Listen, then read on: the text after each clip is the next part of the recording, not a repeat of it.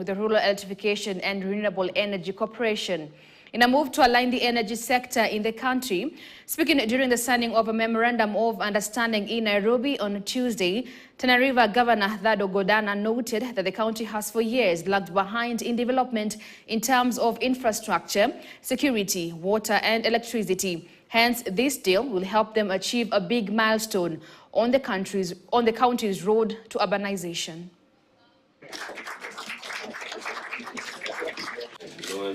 No one disagrees later.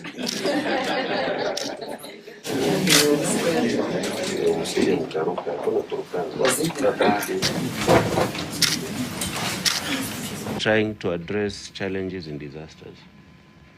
The government loses close to 10-point-something billion in 1 year for Tana alone to get nothing out of it.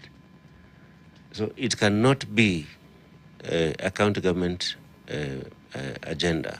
It has to be a collective effort between county government and the rest of national government ministries to try and now address that challenge so that then Tana can be contributing positively to the economy of the country. The signing of this agreement will actually help us to align the energy sector, or probably electricity, to where we feel will address the challenge and support in transforming Tana so that then we achieve the bigger goal of urbanizing Tana as part of this country. We are hoping that going forth, then we shall be working very, very closely.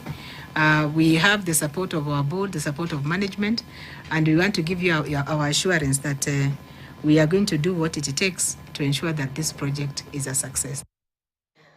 Now, the filmmaking